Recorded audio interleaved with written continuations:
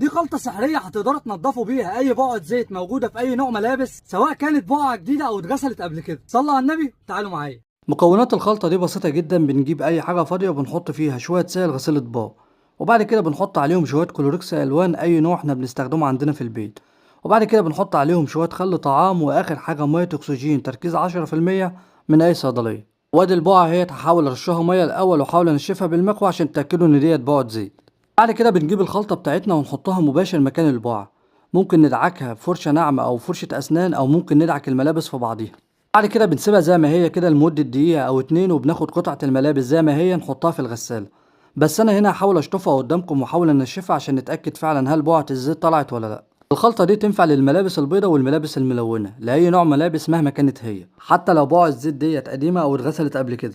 وادي الحمد لله البقعة ما بقاش ليها أي أثر. ما تنسونيش بدعوة حلوة وتعملوا لايك وشير عشان غيركم يستفاد.